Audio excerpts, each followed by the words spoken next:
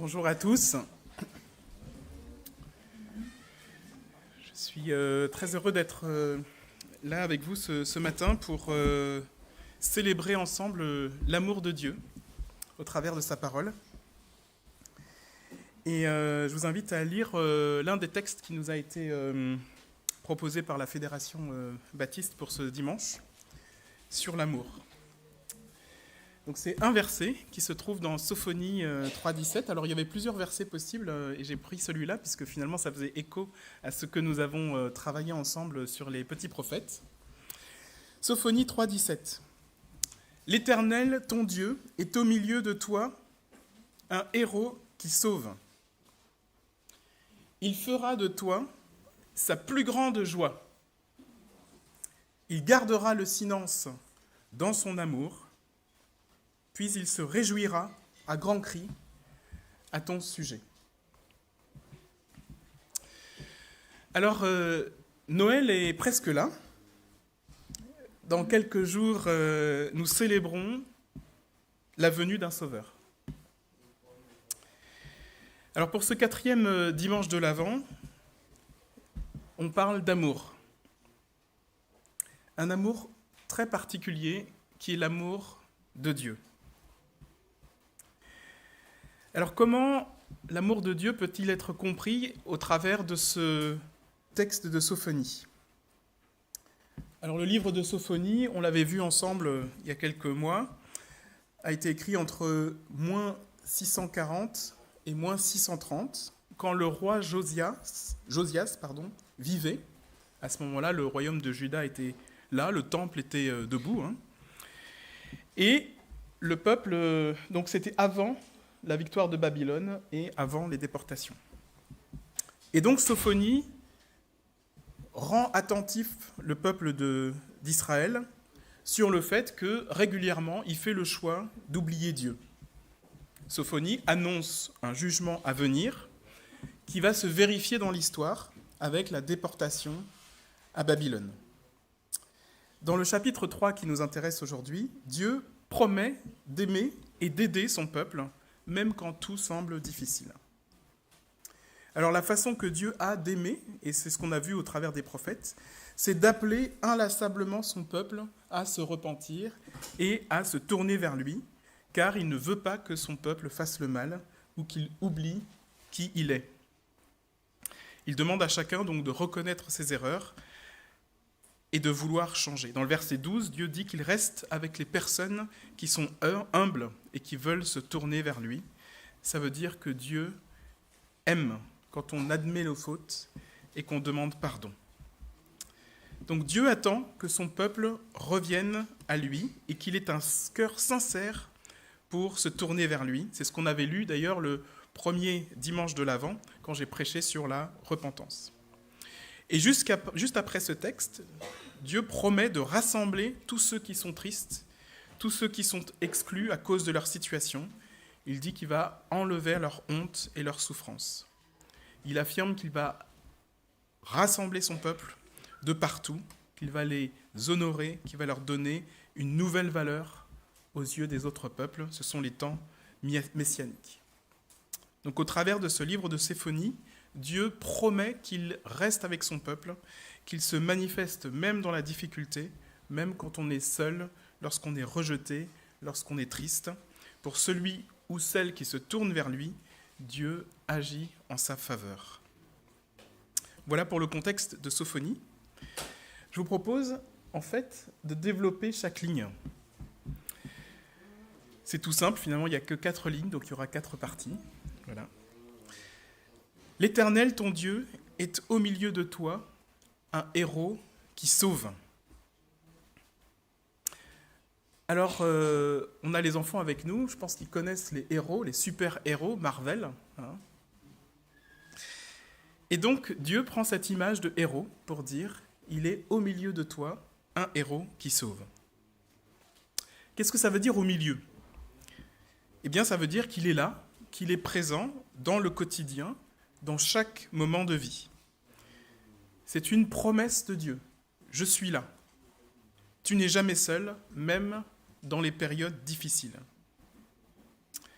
Le héros, évoque la force, le courage, la capacité d'agir pour le bien des autres, peut-être même la mise en danger de sa propre vie pour sauver quelqu'un. Dieu est le héros par excellence, celui qui voit ce qui nous menace et qui va prendre l'initiative d'intervenir. Il est aussi celui qui sauve.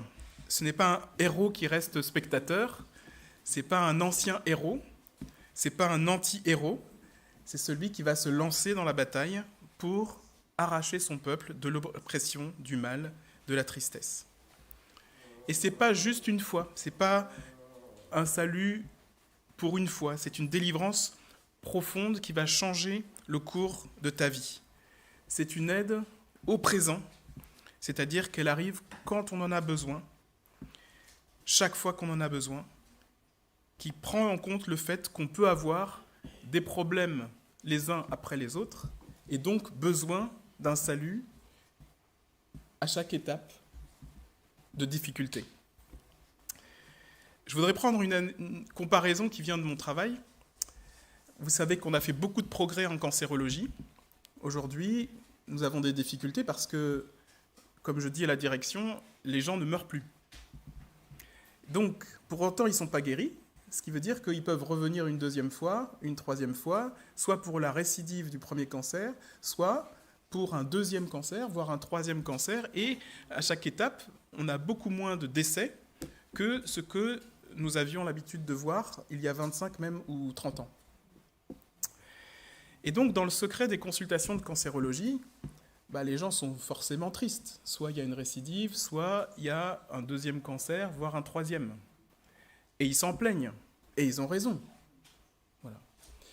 Alors, il m'arrive d'utiliser l'humour. Alors,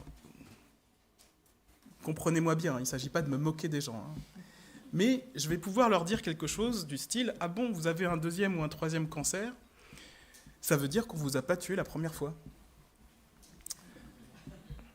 Qu'est-ce que ça veut dire ? Ça veut dire que quelque part, il y a eu une difficulté, un salut qui, pour la comparaison, vous voyez que toute proportion gardée qui vient de la médecine, et donc, devant la deuxième ou la troisième situation, il y a peut-être encore une solution, il y a peut-être encore un espoir. Et on arrive à se connecter dans la difficulté, en mettant à distance cette peur commune que nous avons tous, qui est celle de mourir, en se disant, allez, on y retourne. Voilà. Je fais une petite parenthèse aussi sur Noël.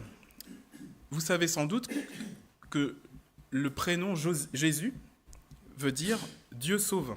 Le G, en fait, c'est un raccourci de YHWH, qu'on prononce aussi Jéhovah pour ceux qui acceptent de le prononcer, mais que les Juifs ne prononcent pas. Et Hacha, qui veut dire délivrance, salut, secours. Voilà. Ce qui veut dire que quand Dieu dit « je suis celui qui sauve », il dit quelque part, d'une certaine façon, « je suis Jésus ». Voilà. Pour la petite histoire, c'est la même racine que Élisée, où « El » veut dire Elohim, et on rajoute le suffixe « Hacha », donc Elohim sauve, Dieu sauve. Voilà. En résumé, ce premier verset indique la présence active et aimante de Dieu, qui agit au cœur du peuple, comme le héros qui vient sauver, protéger et restaurer chaque fois que nécessaire. Sa présence, sa force et son action pour nous sauver forment la démonstration de son amour dont nous parlons le 4e dimanche de l'Avent.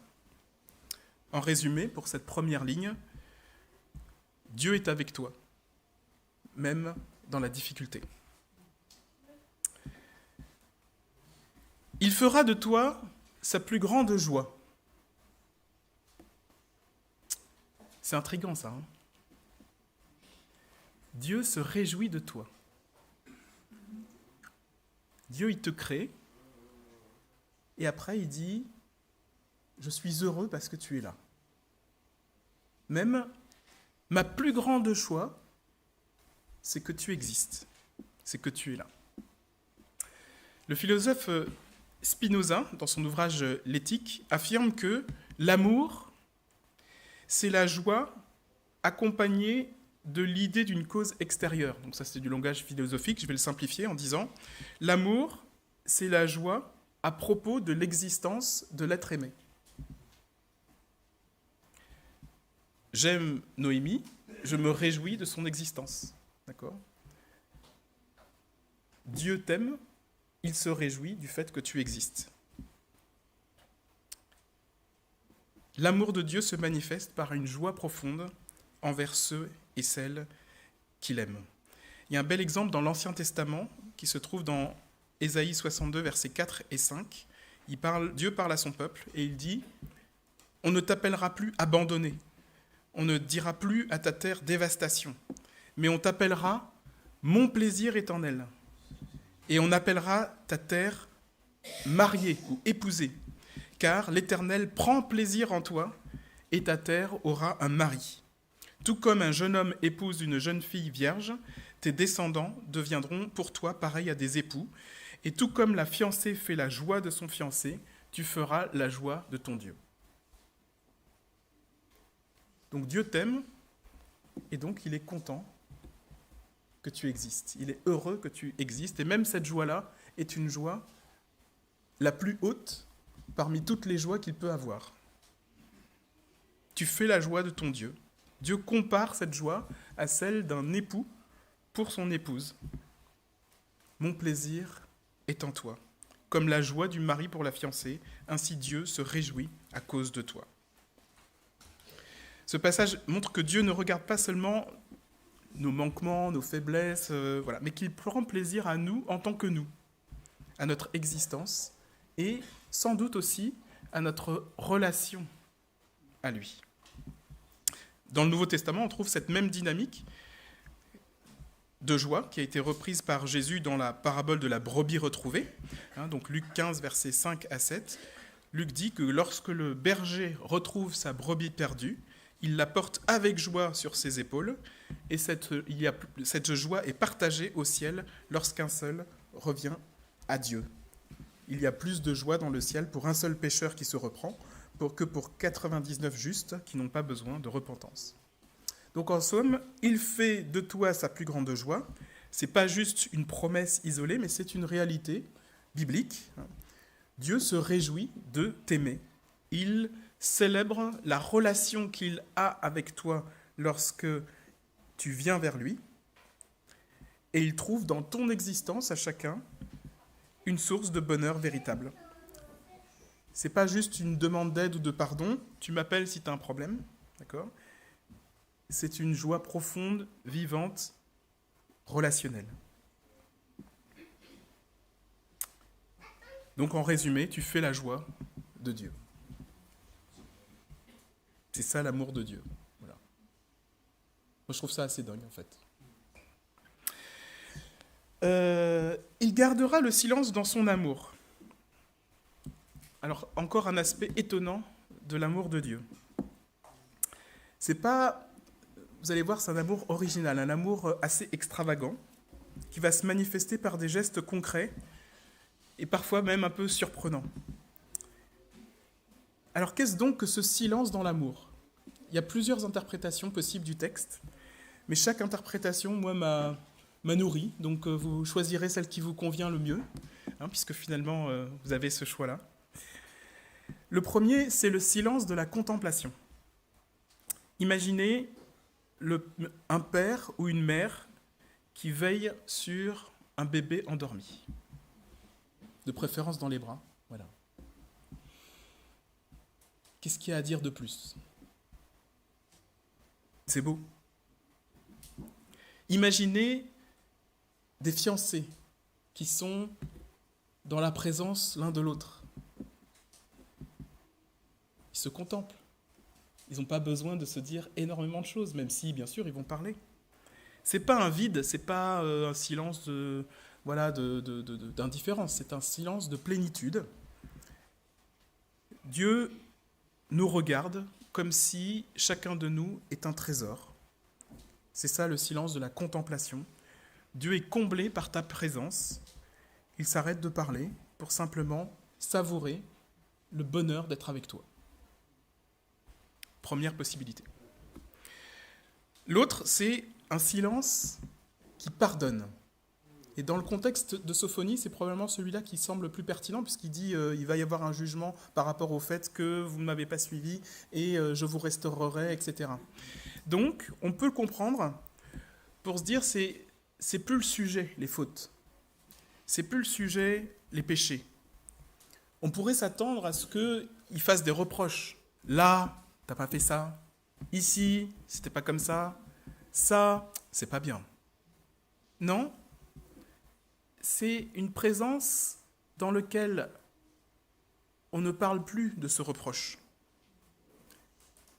Les fautes sont couvertes. Toi, tu sais de quoi tu es coupable, mais Dieu, dans son amour, il s'assied près de toi et il dit rien. C'est le silence du pardon, en fait. Et on verra plus tard, ce pardon, lui, il a le pouvoir de les effacer. C'est pas qu'il n'a rien à dire, c'est qu'il a décidé que son amour couvre tout. Donc c'est un silence où il t'accueille, un silence refuge, un silence où il n'y a plus de place pour l'accusateur, où les culpabilités n'ont plus d'écho. Peut-être que c'est aussi le silence de Jésus devant Pilate ou devant les grands prêtres. Ou quelque part, c'est le silence de l'agneau qui se laisse mener à l'abattoir parce qu'il sait qu'il a une mission à accomplir, que c'est ça que son père lui a demandé. Et du coup, il n'y a plus de place pour la défense parce qu'il sait, lui, que son sacrifice ultime va permettre justement de couvrir toutes les fautes. Et puis, il y a aussi le silence de l'apaisement, le silence de la paix profonde qui dépasse toute intelligence. Il garde le silence pour que nous puissions entendre sa présence, le battement de son cœur, retrouver son souffle, sa sécurité. C'est le silence qui laisse aussi le temps de la vague de l'émotion. Vous avez peut-être remarqué, quand quelqu'un est très émotionné, c'est pas la peine de lui parler. Il va falloir qu'il puisse rebrancher son cortex. Et quand on est sous l'émotion, vous savez qu'on a tous un cerveau limbique, un cerveau reptilien, un cerveau animal. Si on vous fait peur d'un coup, c'est pas le moment de vous parler. Si vous avez une mauvaise nouvelle, c'est pas le moment de vous parler pendant quelques secondes. Il va falloir attendre. Et bien c'est aussi ça, ce silence de compréhension, ce silence d'amitié.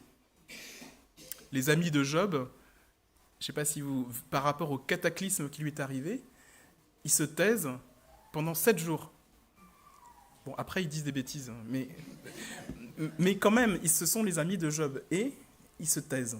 Voilà. C'est aussi ça, le silence de l'apaisement et de l'amitié.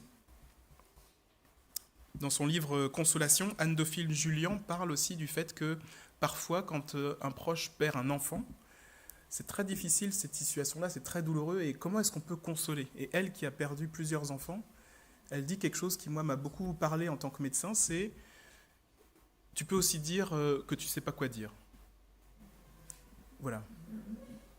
Donc, du coup, voilà. On est présent, mais on sait que les mots ne vont pas suffire. Vous voyez, donc c'est vraiment un silence relationnel, un silence d'amitié, un silence de consolation. Donc, il gardera le silence dans son amour. Ça peut être une ou plusieurs de ces différentes facettes qui témoignent du caractère infini et patient de l'amour de Dieu.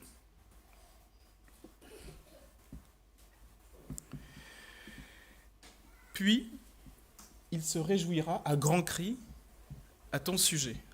Alors là, c'est tout l'inverse. Vous avez compris que cet amour est fort, cet amour est puissant. Tout ce silence, quelque part, il est mis en scène pour mettre en contraste la grandeur de l'amour de Dieu. On va passer du calme à la fête, à l'enthousiasme. Un cri de guerre, un cri du héros quand il fête sa victoire. C'est l'un des rares endroits dans la Bible où on voit Dieu crier ou Dieu chanter. On crie quand on a une passion, on crie quand on est rempli de joie. Et cela est dit de Dieu au sujet de son peuple Israël. L'Éternel s'avance comme un héros, il excite son ardeur comme un homme de guerre, il élève la voix, il jette des cris, il manifeste sa force contre ses ennemis. Donc ce n'est pas des petits cris, ce sont des grands cris de joie. En fait, c'est le genre de cri que je peux faire éventuellement en tant que papa quand j'assiste à un match de basket où Élysée joue. Donc si il s'approche du panier adverse dans lequel il veut mettre son ballon, ouais, vas-y, d'accord ? Si le ballon s'approche plutôt de son camp à lui, défense, défense. Vous voyez, voilà, il y a un cri d'encouragement, un cri où tout mon être est tendu vers celui que j'aime. Donc là, c'est mon fils, donc je ne suis pas du tout objectif. Je ne crie pas ouais quand les autres ont mis le panier adverse. Il m'arrive d'applaudir. Quand j'ai vu une belle action du panier adverse, bon, fair play, j'applaudis parce que voilà. Mais je crie pas. La cri, ça va être pour mon fils. Vous voyez l'idée ? Bon, voilà. Pas besoin de développer davantage. La preuve la plus éclatante de cet amour va être le don de Jésus-Christ. Jésus a envoyé son propre Fils sur la terre, et c'est le verset que nous avons lu ce matin, pour nous sauver, pour nous montrer à quel point il tient à chacun de nous. Il n'est pas venu seulement pour donner de bons enseignements, pour être un bon exemple. Il n'est pas venu seulement pour nous tapoter sur l'épaule, pour nous consoler, pour me dire ça va aller. Il est venu donner sa vie, mourir et ressusciter, afin que nous puissions être réconciliés avec Dieu. C'est ça la mesure de son amour. Et c'est ce cadeau que nous célébrons à Noël, Dieu qui s'approche de nous, qui prend notre condition humaine et qui, par amour, va jusqu'à tout donner. D'ailleurs, nous célébrons ce cadeau en offrant des cadeaux. On offre des cadeaux à ceux qu'on aime, on donne des cadeaux pour donner de la joie. Même dans l'Ancien Testament, on voit que ce sont des prescriptions de s'offrir des cadeaux à l'occasion d'une fête, notamment dans le livre de Néhémie. Vous voyez, quand ils reconstruisent le temple, on leur dit non, pleurez pas, fêtez, apportez-vous des portions les uns aux autres, offrez-vous des cadeaux. Voilà, c'est vraiment ça la joie, vous voyez, de l'amour de Dieu manifesté. Vous avez peut-être remarqué aussi que quand on ouvre un cadeau qui nous plaît, on crie « Ouais, c'est beau, ah merci !» Voilà. C'est un cri, cette fois, de réception de l'amour. L'amour extravagant de Dieu se voit donc dans cette volonté de se faire proche de nous, de donner ce qu'il a de plus précieux pour que personne ne soit perdu ou abandonné. Et Noël, c'est la fête de cet amour immense. Dieu se réjouit de nous, il nous accueille, il nous pardonne, il nous donne sa vie et il fait de nous la source de sa joie suprême. Voilà ce que je voulais dire sur cette 4e ligne, dans le sens où Dieu t'aime de façon extravagante. Voilà. Je résume pour ceux que j'ai endormis. L'Éternel, ton Dieu, est au milieu de toi un héros qui sauve. Dieu veut te sauver, chaque fois que tu en as besoin. Il fera de toi sa plus grande joie. Tu fais la joie de ton Dieu. Et ça, c'est immense. Il gardera le silence dans ton amour. Il t'aime d'un amour infini qui pardonne. Il se réjouit à grands cris à ton sujet. Il t'aime d'un amour qui se donne. Alors, quand on dit joyeux Noël, alors que c'est presque Noël, peut-être que c'est le moment de se reconnecter à quelle joie et au sujet de quel amour on parle. Donc la joie du banquet, la joie du cadeau, la joie de la rencontre en famille, la joie de la rencontre entre amis, l'origine de cette joie, c'est l'amour de Dieu manifesté par la venue d'un sauveur, d'un héros, d'un amoureux de nos âmes, d'un père qui crie de joie à notre sujet. Je lis pour conclure 1 Jean 4, versets 13 à 16. « Nous reconnaissons que nous demeurons en lui et qu'il demeure en nous, au fait qu'il nous a donné son esprit. Et nous avons vu et nous attestons que le Père a envoyé le Fils comme sauveur du monde. Celui qui déclare publiquement que Jésus est le Fils de Dieu, Dieu demeure en lui et lui en Dieu. Or nous avons connu l'amour que Dieu a pour nous et nous y avons cru. Dieu est amour, et celui qui demeure dans l'amour demeure en Dieu, et Dieu demeure en lui. Prions ensemble.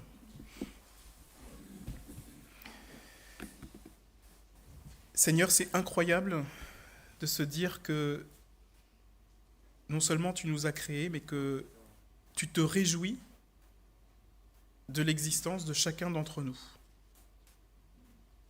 Que tu veux être avec nous sur une route, certes semée de difficultés, mais dans lesquelles tu restes près de nous. Que tu veux aussi nous sauver, nous laver des péchés, des fautes, des manquements, non seulement en donnant ta vie, mais aussi en gardant le silence près de nous sur tout ce que nous aurions pu faire de mal.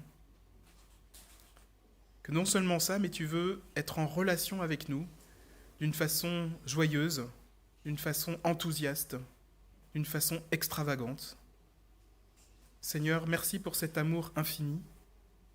Qui sommes-nous pour le mériter ? Rien sans doute, mais par ta grâce, tu nous le donnes. C'est tellement merveilleux, Seigneur. Permets-nous d'être connectés à cette joie du ciel pendant toute cette semaine et au-delà, alors que nous fêtons ta venue dans le monde. Que nous puissions aussi être autour de nous témoins de cet amour et de cette joie extravagante. Amen.